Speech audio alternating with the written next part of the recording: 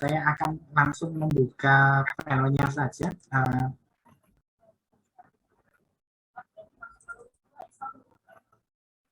Nah, minggu yang lalu kita sudah mencontohkan terkait dengan EOQ ya, EOQ yang sederhana, bagaimana digunakan dalam perencanaan produksi. Nah, minggu ini perencanaan produksi atau perencanaan pasokan di situ. Kemudian minggu ini kita akan membahas mengenai ada EOQ dan kemudian ada EOI, ada Economic Order Interval. Nah, Economic Order Interval itu apa? Nanti kita akan pelajari di bagian ini. Dan kemudian selanjutnya nanti kita akan juga membahas mengenai bagaimana metode-metode heuristik untuk merencanakan pemesanan atau permintaan terhadap suatu pasokan. Oke, jadi ini adalah EOQ. Kemarin kita sudah sampai membahas contoh kalau ada diskon ya. Kemudian diskonnya itu macam-macam. Ada diskon yang hanya kalau beli sekian harga sekian, kemudian atau juga bisa bentuk diskon yang seperti ini. Jadi kalau diskonnya seperti ini, kalau Anda membeli di bawah 400, maka nanti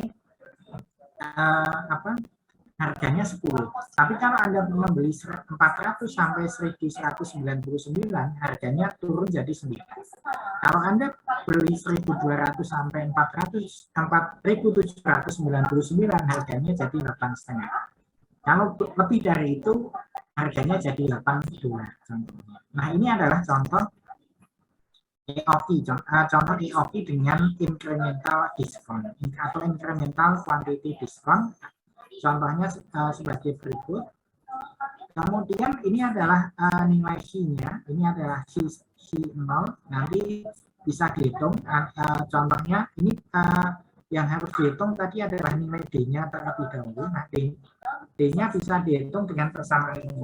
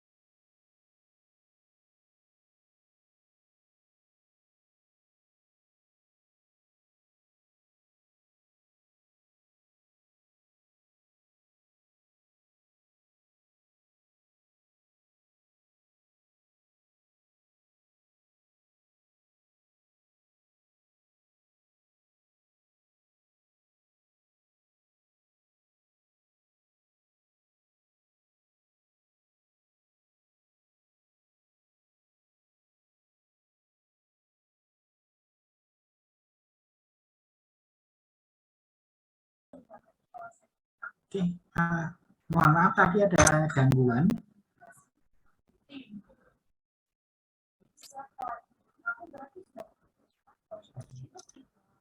Mohon maaf tadi ada gangguan. Untuk presensi tadi sudah saya share ya, nanti bisa diminta ke temennya kalau ada yang mungkin baru join. Kemudian untuk materinya ini, saya akan membahas sekilas mengenai ini. Nah, ini adalah contoh perhitungan EOQ inkremental, di mana nilainya di sini, kalau Anda lihat itu kalau membelinya hanya di bawah 400, maka harganya $10. Tapi kalau membelinya semakin banyak dengan interval tertentu, nilainya akan lebih, harganya akan lebih rendah lagi. Nah, di sini kita bisa menentukan mana yang mau kita pilih. Apakah kita mau memilih yang ini atau memilih yang ini. Contohnya yang dipilih itu adalah rencana yang valid. Nah, yang valid itu yang mana? Yang valid itu kalau Anda lihat, ini kan dari persamaan ini keluar angka atau menghasilkan nilai 392. Nah, di sini dengan asumsi harganya yang $10 ini. Maka di sini apakah nilai ini masuk atau tidak dalam interval tadi? Oh, ternyata 392 itu di bawah 400, sehingga itu layak atau valid. Kemudian si 1 itu 1369 itu dikatakan tidak valid. Kenapa? Karena 1369 tadi kan muncul angka 1369 ya di sini. 1369. Nah, ini di sini tidak sesuai karena intervalnya adalah 400 sampai 1199. Berarti itu sudah tidak sesuai.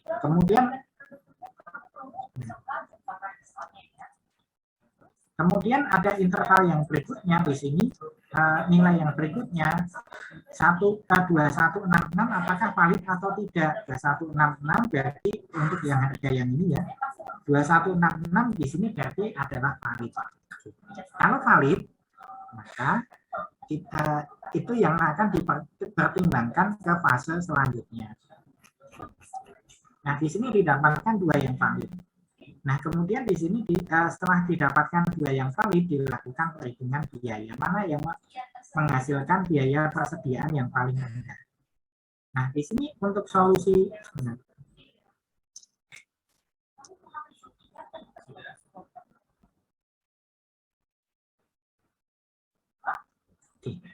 untuk solusi yang pertama tadi menghasilkan biaya persediaan adalah 48.979.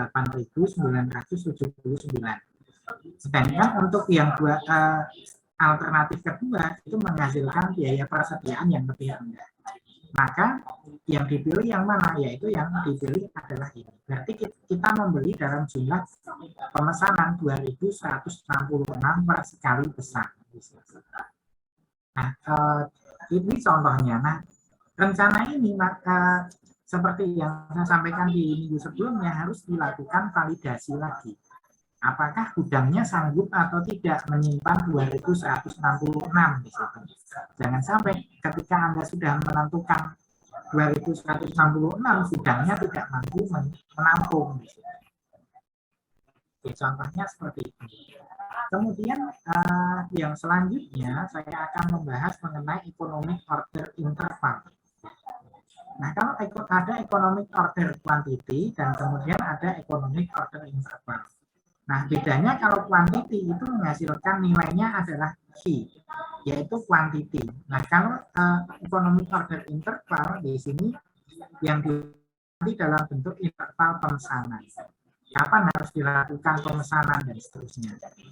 Kemudian ada yang kaitannya dengan rantai pasok ini yang saya bahas. Kalau economic order EPQ itu saya tidak membahas karena EPQ ini terkait dengan produksi. Economic production quantity. Kemudian ada economic production quantity, kemudian saya lanjutkan ke economic order interval. Nah, ini capacity requirement.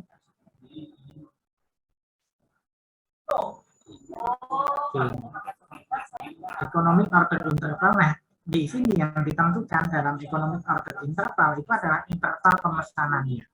Kapan harus dilakukan pemesanan dan sebagainya. Nah, ini contohnya, ini tadi ada suatu perusahaan ekonomi adalah William Manufacturing, kemudian setiap tahunnya William Manufacturing ini membutuhkan 8.000 unit produk. Kemudian diketahui biaya atau harganya adalah $10.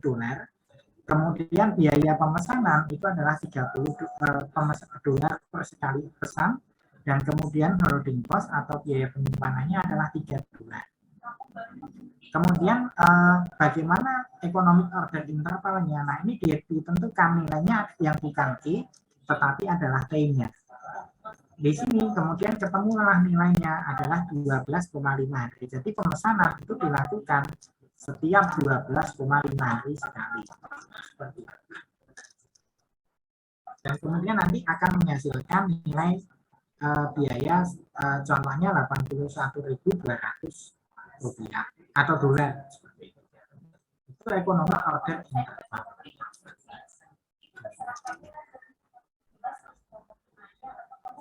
Kemudian yang berikutnya saya akan membahas mengenai metode heuristik. Jadi metode heuristik itu dijalankan dengan cara atau dengan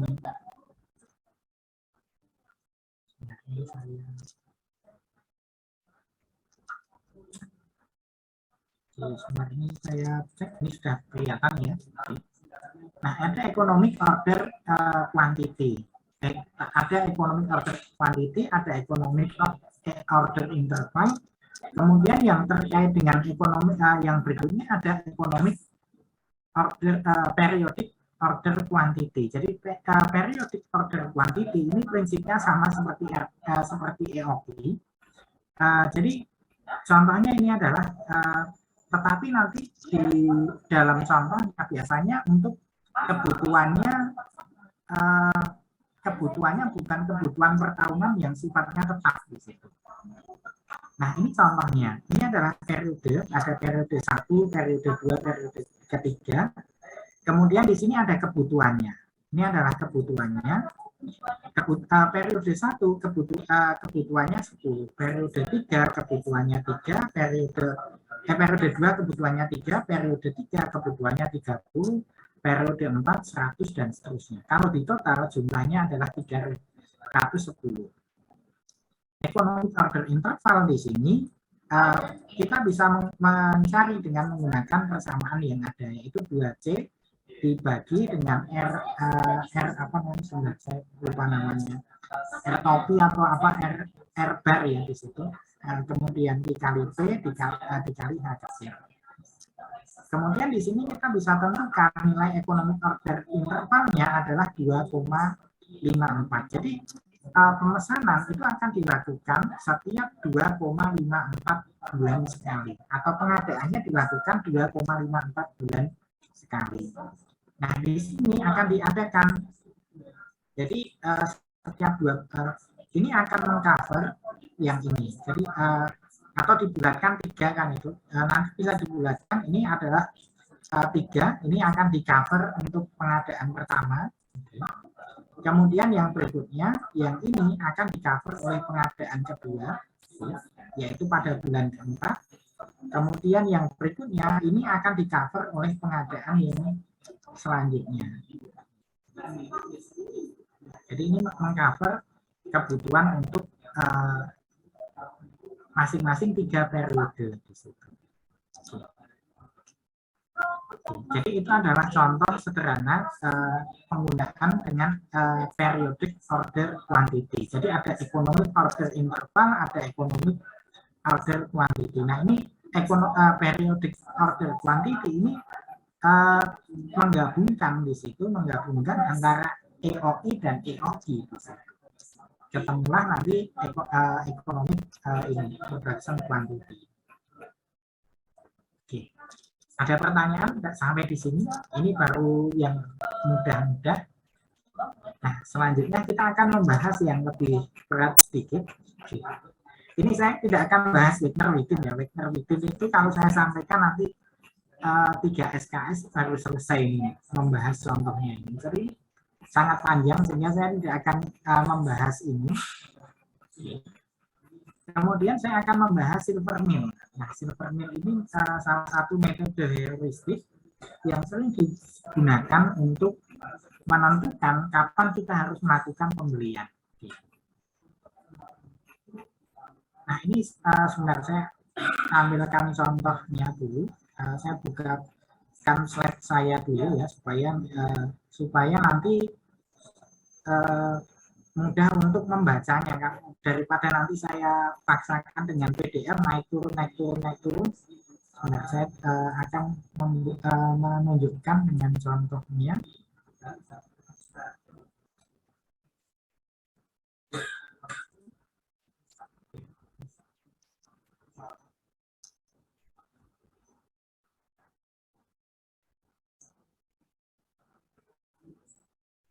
Nah, ini sebentar saya share screen.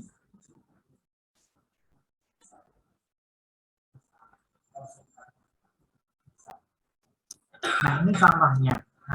Ini contohnya. Nah, ini terkait dengan EOQ ya. Jadi EOQ silver meal. Nah, jadi ini adalah periodenya. Di periode pertama ada kebutuhan 75 unit. Kemudian di periode kedua itu ada kebutuhannya 0. Kemudian di periode itu ada kebutuhan 428. Periode kelima 6 adalah 10. Nah, bagaimana Anda menentukan kapan harus dilakukan pemesanan di situ? Nah, Anda untuk bisa menghitungnya, Anda bisa menggunakan persamaan ini. Jadi Anda bisa membuat periode pertama, ini T-nya 1 ya. Kemudian di sini 75.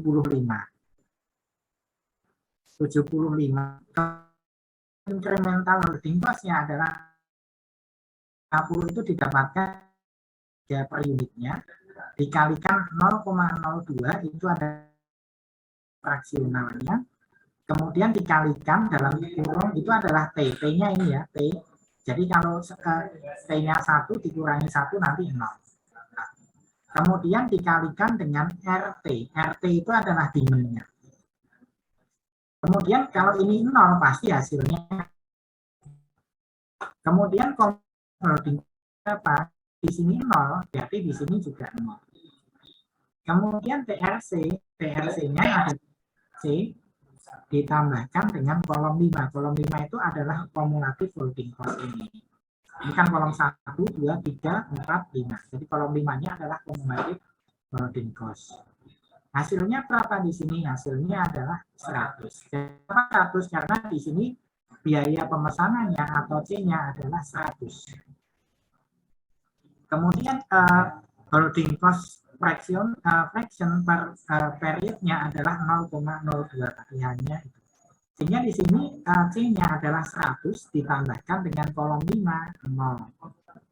Kemudian ada perhitungan selanjutnya menggunakan TRC T per T.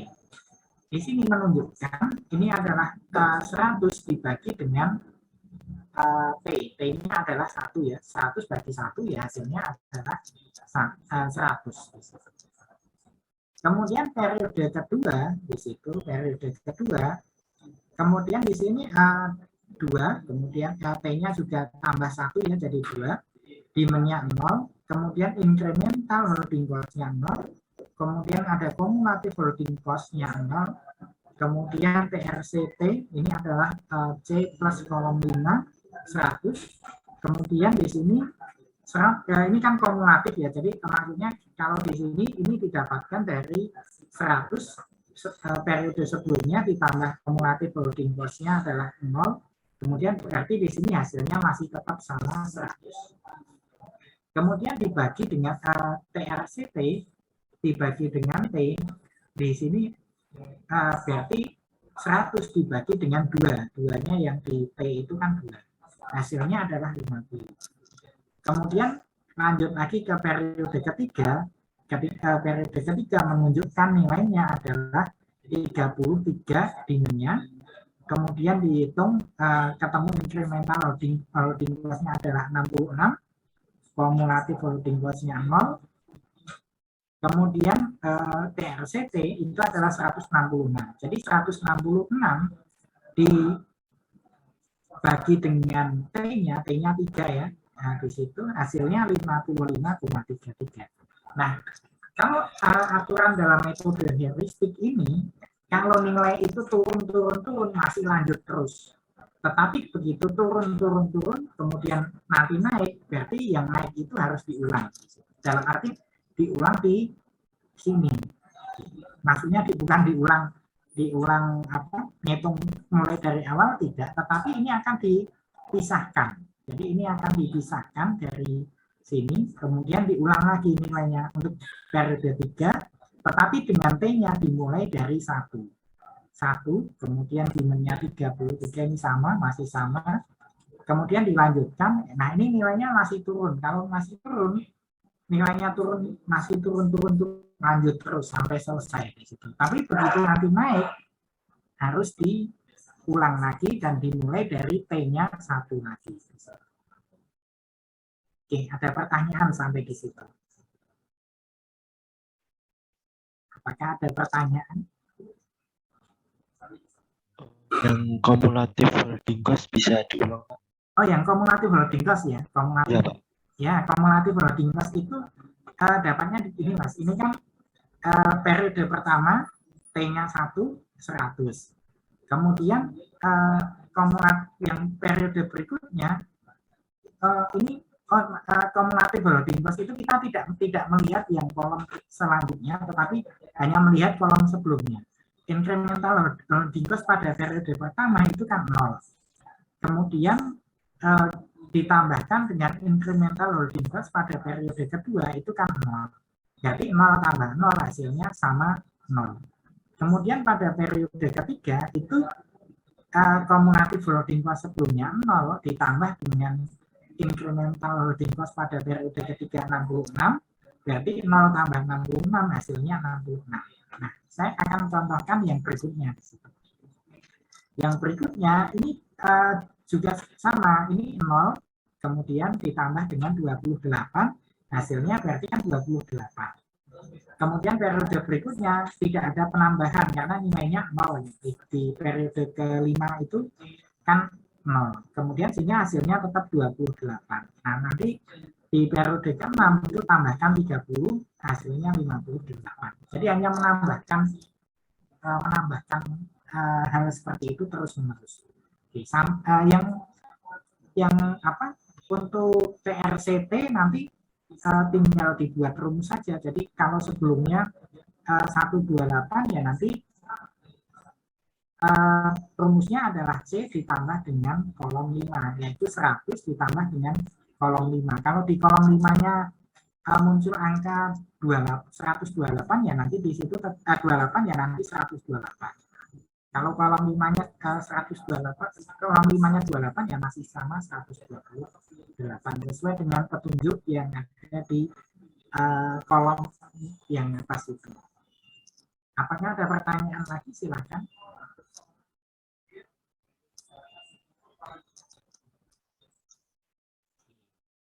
Nah, kalau Anda sudah memahami ini, nanti metode yang selanjutnya itu akan lebih mudah lagi. Nah, ini hasilnya apa? Kalau di sini menunjukkan pembelian pertama, pemesanan pertama ini hanya 75 dan 0. Jadi hanya akan mengcover 2 bulan saja. Yaitu kita pesan sebanyak 75 unit. Pembelian kedua ini akan mengcover 4 bulan, yaitu 33, 28, 0, dan 10. Hasilnya itu. Jadi selama terus itu berlanjut sampai ke bawah di sini, maka selama itu pula pembelian atau kebutuhan atau demand yang ada di periode tersebut di cover dengan satu pembelian yang sama. Pembeliannya kapan? Di periode ketiga. Nanti hasilnya jadi seperti ini. Jadi ini kan 75. Kemudian kita pesannya berapa? 75. Kenapa 75? Karena tadi dari silver mill, metode silver mill yang ada itu hanya mengcover 2 bulan saja. Bulan ketiga itu sudah pisah. Bulan ketiga pisah. Kemudian bulan ketiga pesannya 71 order quantity-nya. Kenapa 71? Karena mengcover 4 bulan tadi.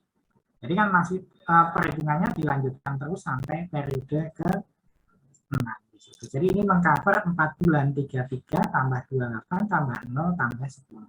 Pesannya berapa? 71. Nah, ini biayanya kok bisa berbeda, karena ini biayanya ada biaya, perlu diingat ada biaya simpan di situ. Jadi kalau itu saya hitung pakai Excel di sini, ini karena di sini kurang begitu jelas ya, biayanya kok bisa nambah di situ. Kalau saya hitung pakai Excel,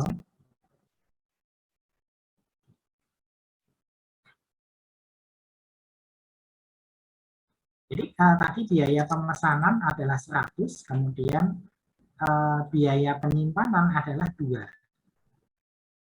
Jadi nanti dalam perbandingan biaya itu bisa dilihat untuk C100 biaya pemesanan hanya adalah berapa ya tadi? Nah, saya cek di sini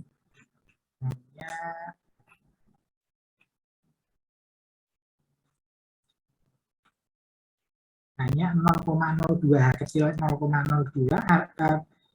Purchase cost-nya adalah 50. Di situ purchase cost-nya berarti P-nya 50. Nah, kecil atau mungkin kalau di EOF itu biasa disebut sebagai biaya penyimpanan fraksional atau H kecil, di situ adalah 0,02.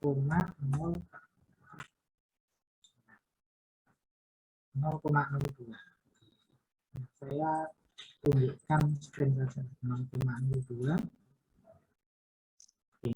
Sehingga kalau dihitung di situ nilainya tadi kan seperti ini. Saya pindahkan saja.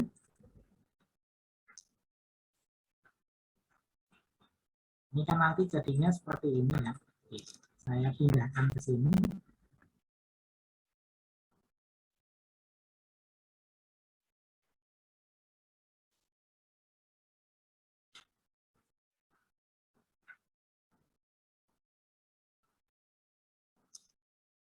Oke, jadi tadi kan ini saya pindahkan. Maksudnya di sini ini kan periodenya, periodnya ini 75 demand-nya period. Ini period. Kemudian di sini ada demand. Komputer saya agak lambat ya. Demand 75 0 33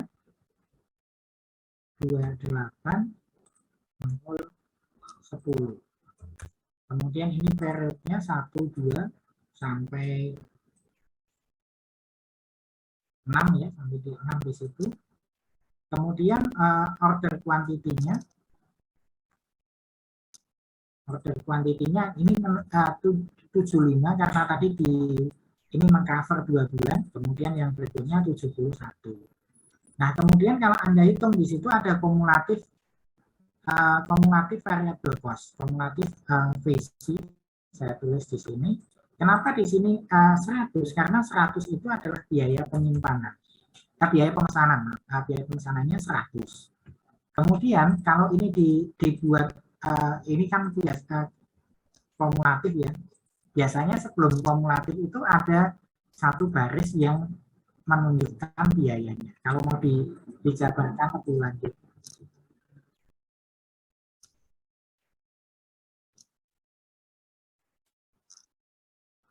Kemudian variable cost. Nah, ini menunjukkan kenapa di sini 100, karena ini menunjukkan biaya pemesanan, biayanya adalah 100. 100 itu biaya pemesanan. Apakah ada yang disimpan di sini? Ternyata tidak ada. Berarti kalau tidak ada, nilainya tetap sama 100. Kemudian dalam kumulatif ini berarti kan ditambahkan dengan periode seperti itu. Nah, kenapa di sini? Di sini berarti nanti akan muncul biaya variabel cost-nya berapa di sini. Di sini ada biaya variabel cost-nya adalah 100. Tetapi di sini ada juga biaya penyimpanan. Perlu diingat yang tadi pemesanannya adalah 71. Tetapi Di sini yang dipakai atau yang dipergunakan hanya 33, berarti masih ada yang disimpan di situ. Jadi kali, ini tambahnya. Kalinya nanti di sini. Dikali, berarti kita harus melihat biayanya berapa, biaya penyimpanannya adalah 50 dikalikan 0,02. Hasilnya adalah 1. Kenapa di sini saya kalikan 1? Sehingga kenapa di sini nilainya jadi 238. Di periode ke ini masih ada biaya lagi. Periode ke ini di sini sudah tidak ada biaya pemesanan, tetapi ada juga jumlah yang disimpan. Jumlahnya berapa? Tapi awalnya itu kan periode sebelumnya itu kan kita masih menyimpan 71, atau saya klik saja di sini, 71 kurangi 33, kemudian di periode ini dikurangi dengan 28. Kemudian nanti akan dikalikan dengan, kita kalikan dengan 1. 10. Berarti ini nambah 248.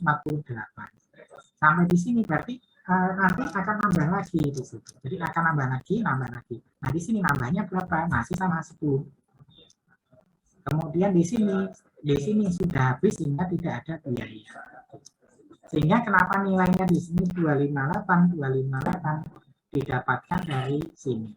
Sebenarnya perhitungannya itu masih ada kelanjutannya yang harus dibuka terlebih dahulu. Oke, apakah ada pertanyaan? Bisa diulang yang di bagian kumulatif variable cost, Pak, yang 238. Yang ini ya, oke. Yang 238, Pak.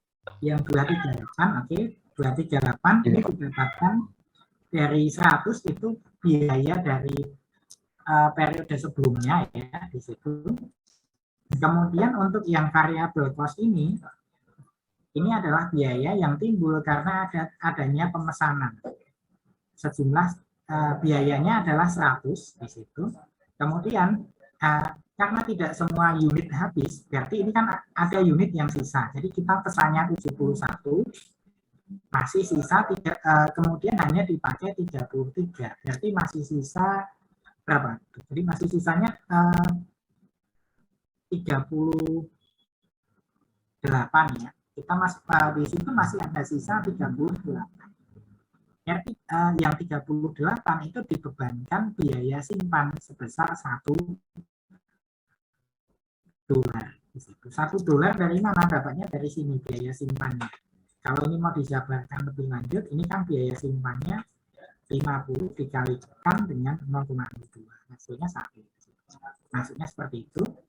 Kemudian di sini sehingga nilainya jadi berapa? Nilainya 100 tambah 138 adalah 238. Kemudian periode selanjutnya di sini sudah tidak ada biaya pemesanan karena pemesanan sudah dilakukan di periode ketiga. Tetapi di situ masih ada stok, masih jumlahnya 38. Nah, di periode keempat dipakai 28. Nah, kalau 28 berarti itu kan masih sisa 10. Nah, sisa 10 berarti di sini dibebankan biaya $10. Periode kelima tidak ada pengerjaan, berarti tidak ada demand ya, di situ tidak ada permintaan, sehingga ini harus membayar lagi $10 untuk penyimpanan. Nah, di periode ke-6 yang 10 tadi digunakan, kemudian sehingga di sini biayanya tetap sama 258. Maksudnya seperti itu. Apakah ada pertanyaan? Jelas, Pak. Nah, seperti itu ya Pak yang dimaksudkan. Oke, saya akan lanjutkan ke pembahasan selanjutnya. Pembahasan yang selanjutnya ini terkait dengan metode LUC. Ini contohnya masih sama seperti yang tadi, tetapi sedikit berbeda di sini. Ini perbedaannya nanti kalau Anda lihat di bagian ini ya, di bagian rumusnya. di bagian rumusnya. Nah ini nanti logika berpikirnya sama, bahwa kalau itu nilainya turun terus, maka akan tetap dilanjutkan. Tetapi kalau itu turun, kemudian naik, maka harus diulang lagi. Intinya sama. Nah ini nilainya kalau Anda lihat, ini saya tidak akan membahas yang ini, takutnya nanti Anda pusing lagi nanti, karena kalau seperti ini kalau tidak dicoba itu malah justru pusing nanti, tidak jelas, kemudian malah nggak jelas, malah tambah pusing gitu. Nah ini saya hanya menunjukkan bagian ini saja, 133, kemudian ini adalah 133, kemudian naik jadi 1,54. Sehingga di sini berarti kalau seperti ini, berarti ini harus diulang lagi untuk periode ketiga, sehingga nanti dalam pemesanannya akan terpisah dari periode 1 dan periode 2. Kemudian ini dilanjutkan lagi, ini periode 3, 4, 5 ini masih turun, di periode ke-6 naik, di periode ke-6 naik jadi 2,22 di sini. Berarti kalau naik ini harus diulang, dipisahkan. Hasilnya apa? Nanti akan ada 3 pemesanan. Pemesanan pertama adalah mengcover periode 1 dan 2. Pemesanan kedua mengcover periode 3, 4, dan 5. Dan pemesanan ke-6 mengcover periode itu saja. Nah, kalau Anda lihat biayanya akan sedikit berubah. Kalau yang tadi yang sebelumnya itu biayanya hanya 258, di sini biayanya akan naik jadi 328. Kenapa? Karena 3 kali pesan. Biaya persediaannya memang tuh, biaya penyimpanannya turun, tetapi biaya pemesanannya naik. Ini solusi yang dihasilkan oleh LUC. Seperti itu. Nah, ada metode yang lainnya, ini LUC.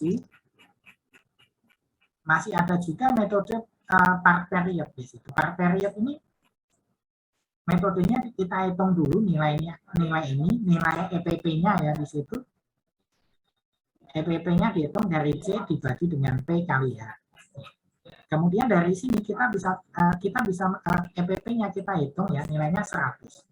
Nah, kalau nilai ini sudah perbedaannya, kalau dari rumus ini, kalau nilainya sudah di atas 100, maka perhitungannya harus diulang lagi. Bedanya itu. Kalau yang tadi kan turun masih, selama itu masih turun, belum naik, masih lanjut. Tapi kalau yang ini, selama nilainya belum menyentuh angka 100 atau di atas 100, masih terus dilanjutkan. Nah, kalau yang ini sudah menyentuh angka 100, maka ini diulang. Jadi pengulangannya pada periode keempat. Nah, nanti konsekuensi biayanya seperti apa bisa Anda cek di sini. Oke, seperti itu. Apakah ada pertanyaan?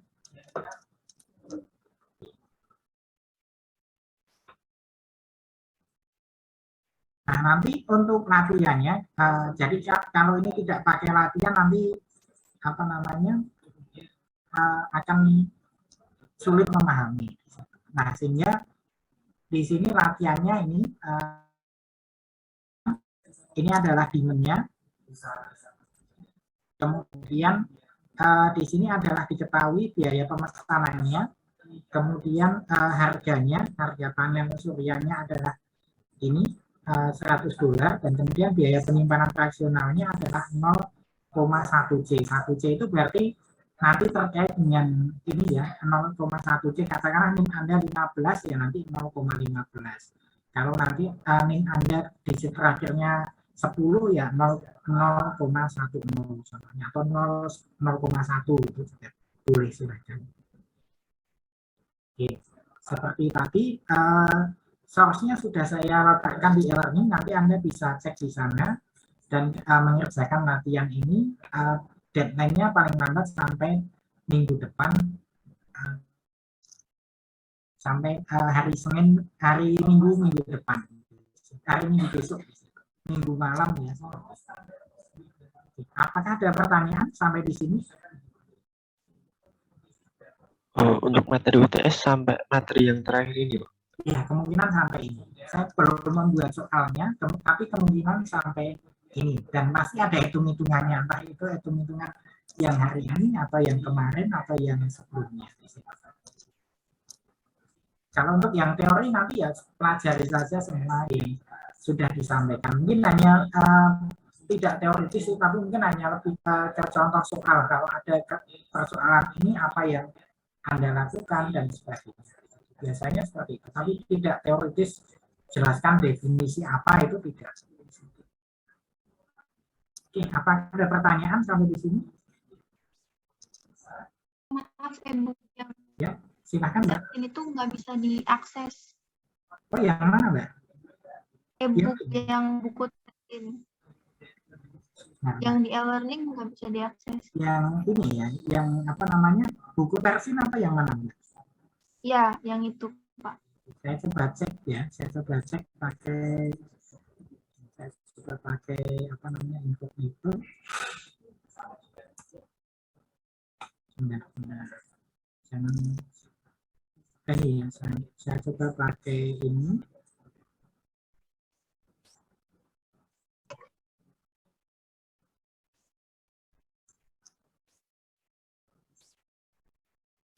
Di sini bisa ya, coba nanti saya kirimkan linknya di ini ya, di apa namanya, chat. Coba dicoba.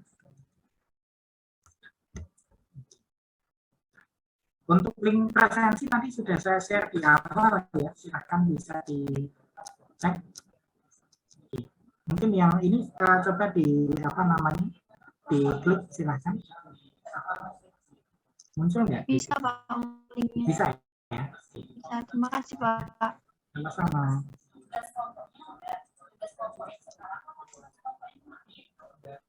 Itu saja mungkin untuk kuliah kita. Saya cukupkan dulu sampai sekian. Kita ketemu lagi setelah UTS. Nanti untuk detail UTS akan saya sampaikan lewat grup ya. Kapan itu dimulai dibuka, kemudian kapan harus dikumpulkan, dan seterusnya. Sekian, wassalamualaikum. Waalaikumsalam. Waalaikumsalam. Terima kasih, Pak.